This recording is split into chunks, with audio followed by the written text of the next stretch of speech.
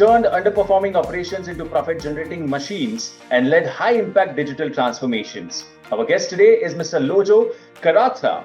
And that has primarily been our success mantra. You have successfully expanded the brand's footprints by 15 outlets over 5 years using the FOFO model. I have always been an operator of the business. That was such a strong example of how expansion is not just about numbers. There is a very eco-friendly way of how we deliver food to our restaurants. It's fascinating how you describe the shift from being purely operational to thinking like a boardroom leader.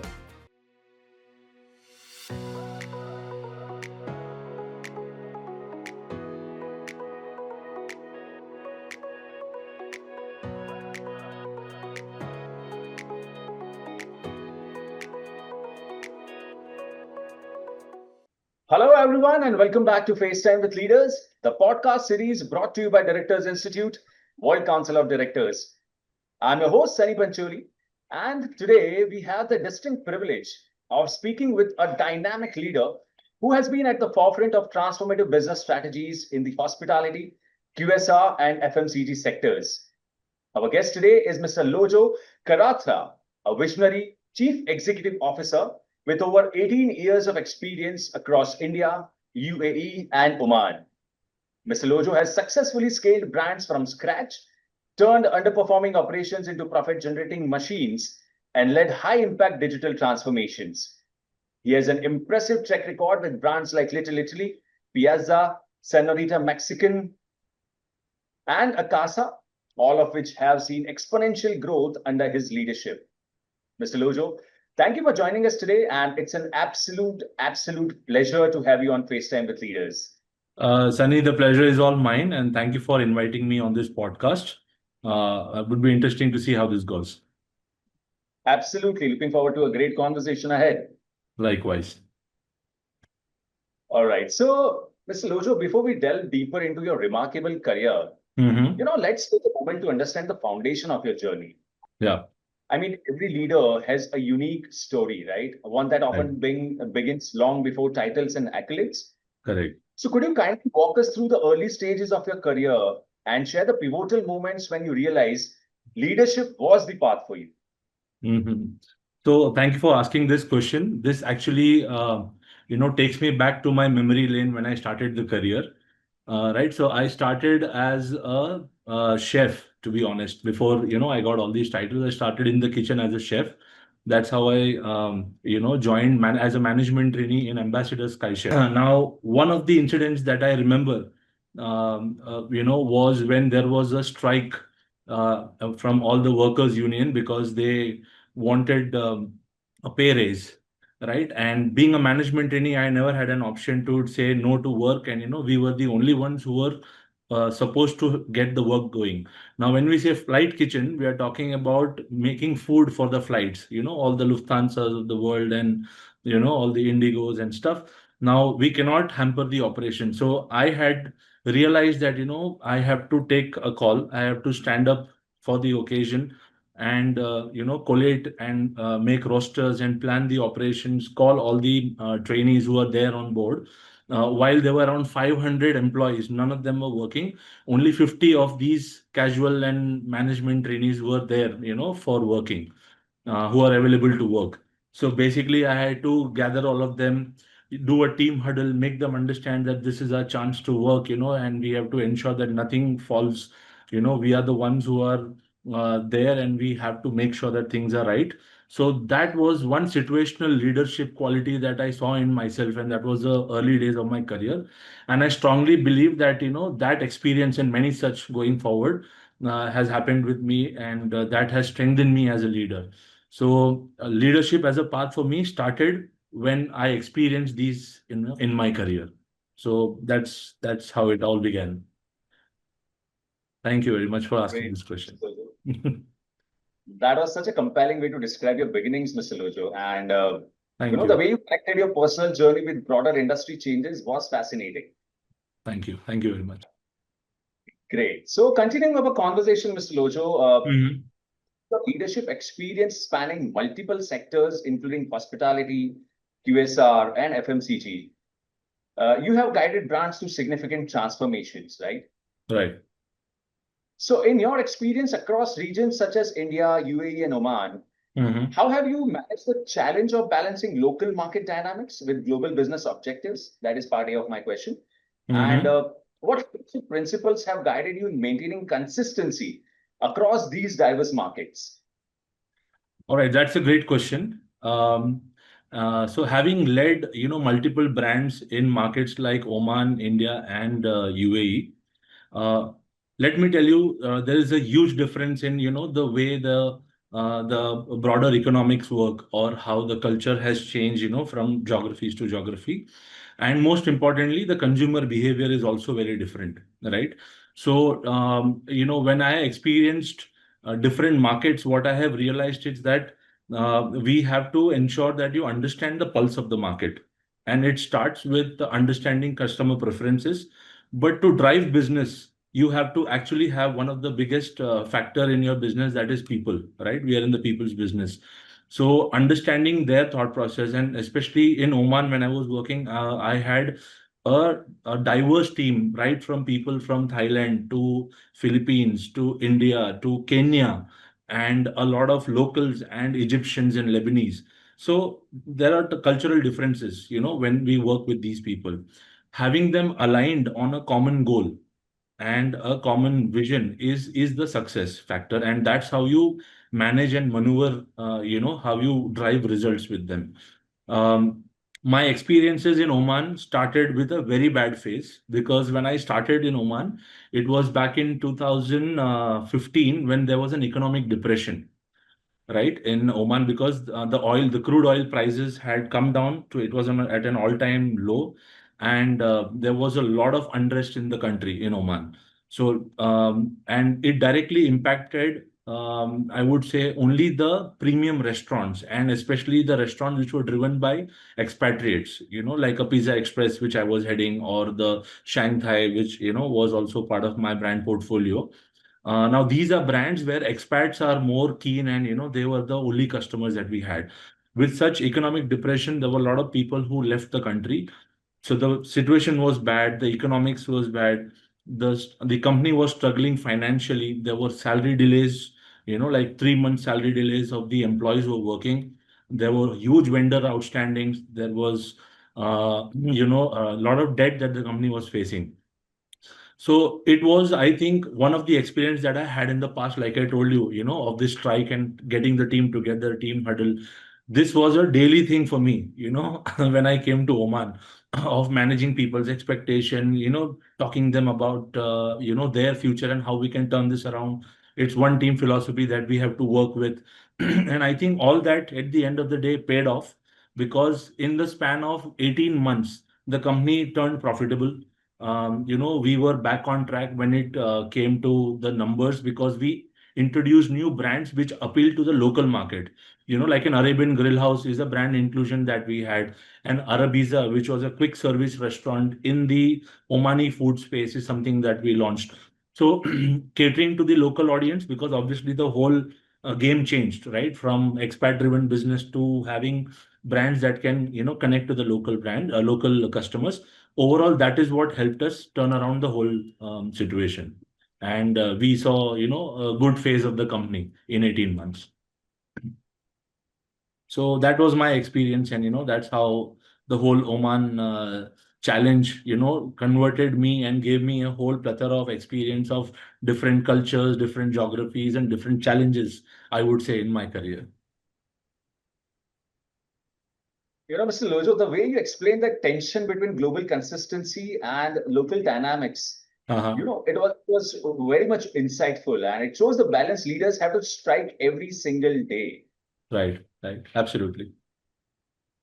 Incredible. You had an incredible journey till now. Thank And you. right, so I'm loving this conversation. Let's dive a little deeper. Mm-hmm. Next, I would like to ask you, as the CEO of Little Italy Group, you have successfully expanded the brand's footprints by 15 outlets over 5 years using the FOFO model, that is Absolutely. franchise owned and franchise operated. Correct. So, what strategies did you employ to ensure that these rapid expansions maintained operational excellence while staying true to the brand's values and customer experience? Right. Thank you for asking this question, because Mostly, I have seen a lot of brands looking at franchising as the only option to find investors and fund their geographical expansion. Right now, that's not how I look at franchising. For me, it is more like a marriage. It's like finding your soulmate or your life partner. Okay, because in most cases, what I have seen, if it is only about finding an investor for your expansion, the journey doesn't last long. It will be like a fling that you have, which didn't last much. So the values have to be, aligned. The brand speaks about a lot more than just food, and we are looking at similar kind of thought process. The consumer or our customers have been our franchisees, to be honest. So the franchising concept of Little Italy is talking to our own customers and trying to convert them into our franchisee because they resonate with the brand values, they resonate with what we stand for. And that has primarily been our success mantra in getting the franchise right. Now, that is about finding the franchise. The second step is, of course, giving them a back-end support, which normally with the franchising in the franchising arena today, I would say a lot of brands, they give only the SOPs and the modules and all the paperwork and recipes, and they'll say, okay, here's the module, now you go and operate. Right? That's not how we function. We know that this is people's business. It's a people first business. So manpower support is 100% given by Little Italy. And it is not just for opening a restaurant, throughout the journey. If let's say tomorrow something happens, the team leaves, or there is an attrition, we are here to support, and that's one of our pillars of success of franchising. The next thing that we do in our franchising is ensure that the quality consistency remains across all locations. Now, how do we do that is we got into a lot of backward integration and ensuring that the food is manufactured as much as we can. For example, we are an Italian restaurant space, right? So right from the tomato sauces that you need to make your pizza or pasta, you manufacture our own cheese, we manufacture all the breads, all the bakery items, we manufacture pastas, fresh pastas that is required, for the restaurants. We manufacture all that in a state of an art facility and supply pan India. Now, in doing that, we are able to achieve two things. One is quality consistency across all our restaurants. No matter where you go, you'll find the same taste. And the dependency on trained chefs, skilled manpower, that comes down. And because of all these things, the whole unit level economics of a restaurant makes sense, and we are able to break even faster. And hence, it's a win-win-win for all. The customers win because of consistent quality. The team wins because they are growing in the organization with the franchise expanding, and the franchise win because they are getting support, they are getting faster break evens, and it's a whole ecosystem that we're trying to build. So overall, that's my perspective of how the franchising should work, and we have been working, and that's primarily why we are able to succeed and grow rapidly. Mr. Lojo, let me tell you, that was such a strong example of how expansion is not just about numbers, but about protecting the heart of the brand. It is indeed. Great, great. So, continuing our conversation, you have been a leader in driving digital transformation across your brands, including the development of every digital ecosystem at Little Italy. Right. So, how do you approach integrating new technologies into a business while ensuring that the customer experience and operational efficiency both are not compromised? Absolutely. So, see, at Little Italy, every technology initiative that we take is basically revolving around three clear goals. One is it either has to improve the customer experience. The second goal is that the operational efficiency has to be, improved. And the third is the carbon footprint has to be under check. Right. So everything that we do with regards to the technology initiative revolves around these things. So let me, give you three examples basically. So one thing that we did was we had, initiated an AI-led CCTV, which basically ensured that, let's say, a customer is not being connected to, or nobody is attending a customer. The CCTV highlights the deviation that, that there is a violation of the SOP. Okay. In fact, even the same example goes for the kitchen. Let's say a chef is not wearing a cap and cooking. The CCTV with the AI used to capture an image of the chef not wearing the cap, and trigger a ticket saying that, there is a deviation in the policy or the SOP. Now, what this gives us in return is a fantastic customer experience, and why do I say that? Zero hygiene complaints, all the SOPs are met, and hence a good quality, fantastic hygienic food reaches the table. At the same time, like I spoke about, camera capturing even customer experiences. If somebody is frowning, it escalates that the customer was unhappy. So all this comes to us in a real-time dashboard, which basically helps us take a call. Talking about dashboard, let's talk about an ORM, online reputation management tool, which was again AI led, but what it did was it basically scraped the web for us. So it did all the web scraping, collated all the data on one platform.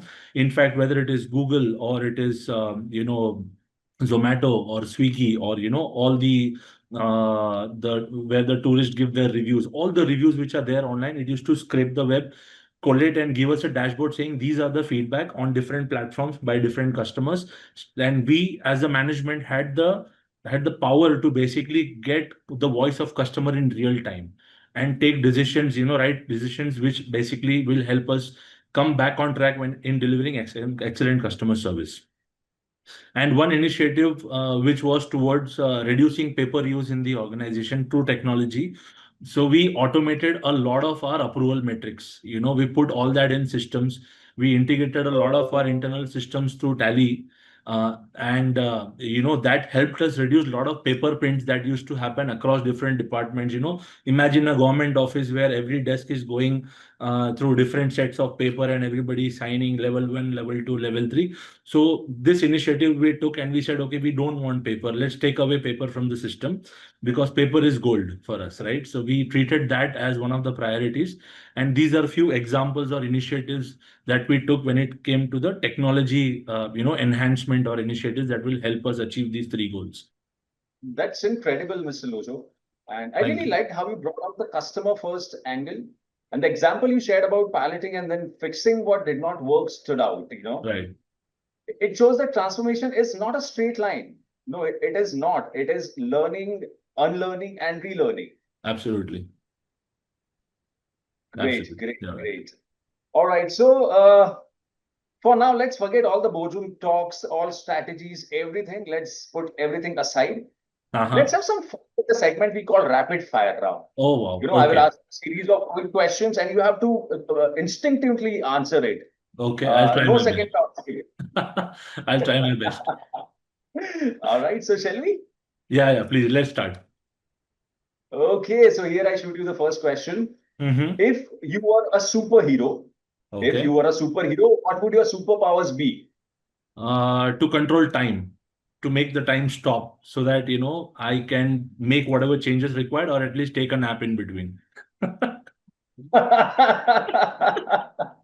All right. That was very scientific and fun too. I know. Okay, great. Next question. If you could live anywhere in the world for a year, where would it be? Definitely Tuscany, Italy. That's my place. That's where I want to be. Fantastic choice. All right. Thank you. Moving on to the next question. What's your favorite way to relax after a busy week? I would say cook a quick Italian meal for my family. Enjoy with the family. That's the kind of time I would like to spend. Would you like to cook it? Yeah, cook my own meal. That's what I said. Quick an Italian meal for the family. Yes. I'm good at Great. cooking pastas. Amazing, amazing. Yeah. All right. Next question. If you could switch lives with anyone for a day, who would it be? Elon Musk. I would like to be in his shoes and understand how he thinks, and manage multiple things at the same time. Greatness and madness at the same time. Absolutely. Two extremes. Yes, absolutely. Fantastic choice. All right. What's the best advice you have ever received, but from an unlikely source? So that came from actually a utility staff in the kitchen, basically who does the cleaning job, where he said, ideas can come from anyone. And actually, he gave me a fantastic idea, which in turn gave me a lot of cost saving, in the organization. So that was when I was a chef, when I was, working with them. So that was a advice that I never expected will come from a utility staff. Great, great. Yeah. If you could only eat one cuisine for the rest of your life, what would it be? Italian, hands down, any day. I love my pastas and pizzas. Expected, expected. Okay. What's the first thing you do when you wake up in the morning? Check my phone. Unfortunately, that's a habit that is, I don't know, I want to get rid of it. But yeah, checking my phone is the first thing I do. Absolutely. Most of us are hooked to it. Yeah, yeah, totally. All right. Okay, so we are heading towards the last question of the rapid fire round, and here I shoot you with that.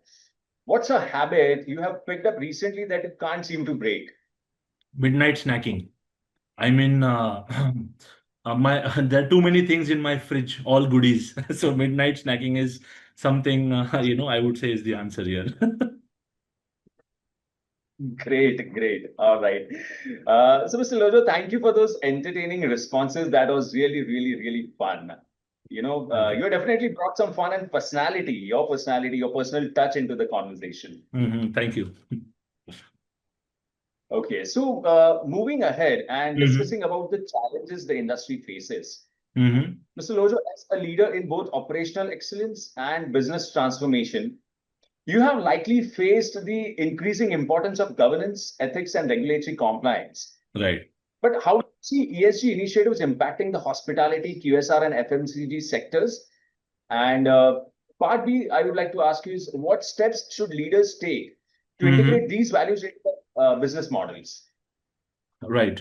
That's a timely question. Actually, thanks for asking this because ESG in the hospitality industry is no longer an option. ESG compliance, I would say. Earlier, people used to look at it like a cost. It is something that slows down the company. It is something which is not required. Who cares? That was a kind of approach hospitality had. But trust me, when we are talking to our customers, they don't just focus on what's coming onto the plate for them, but how and where it is sourced from. They care right now.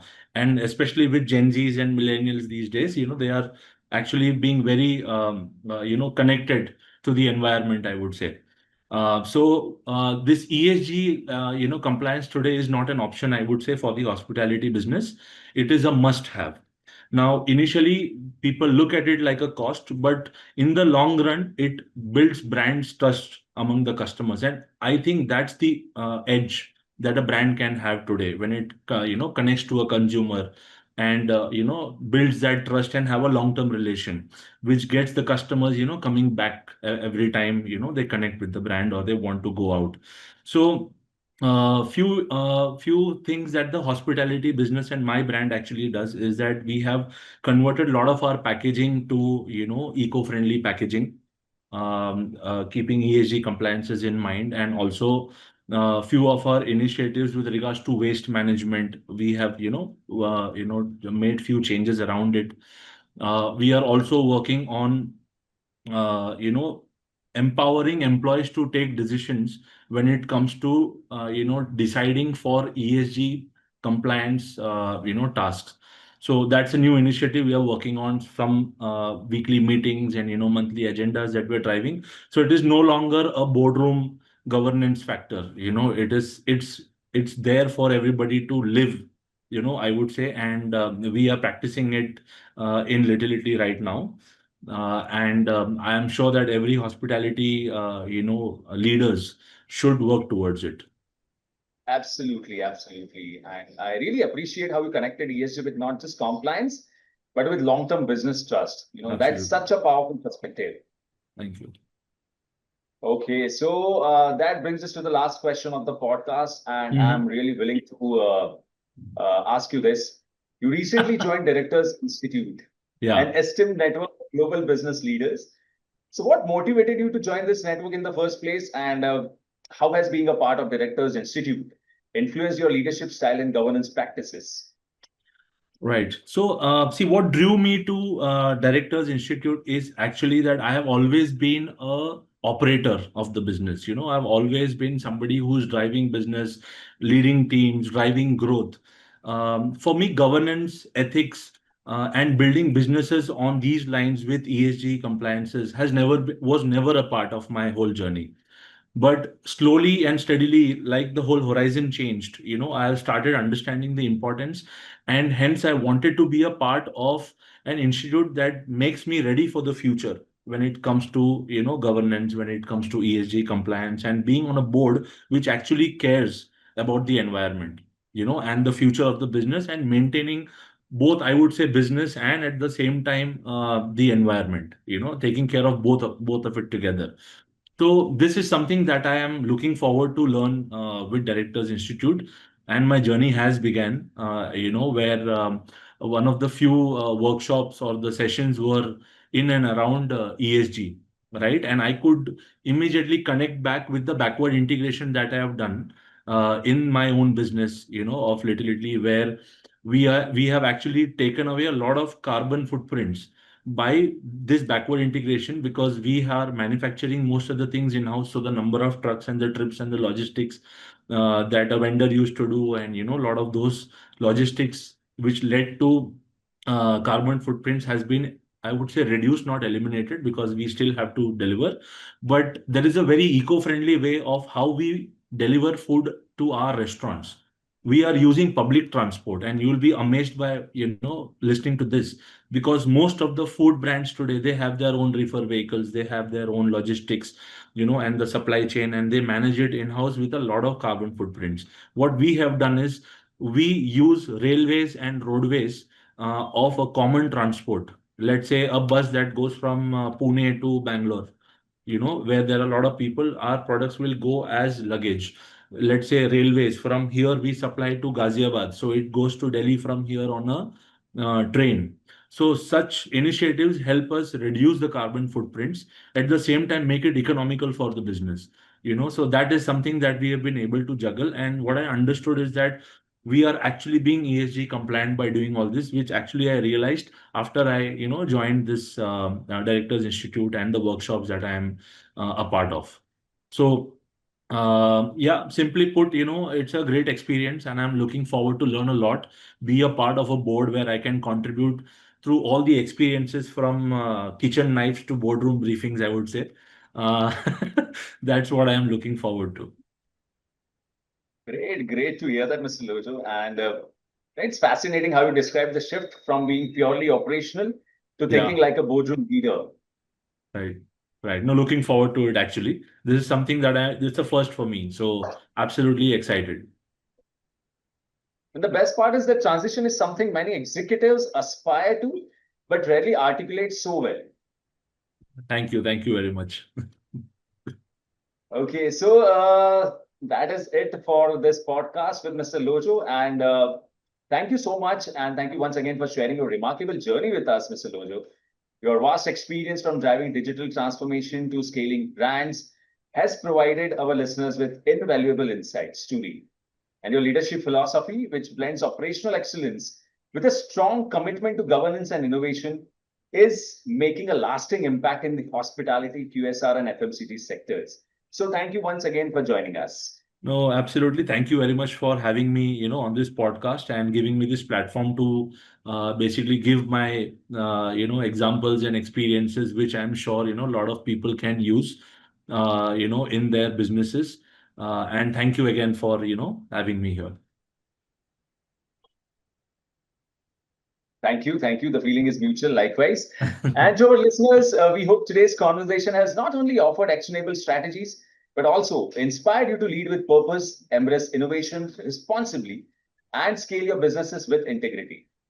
This has been FaceTime with Leaders, powered by Directors Institute, World Council of Directors. I'm your host, Sunny Panchuri, signing off for now. Until next time, remember, keep learning, keep growing, and most importantly, keep leading with integrity. Thank you so much. Thank you very much, Sunny.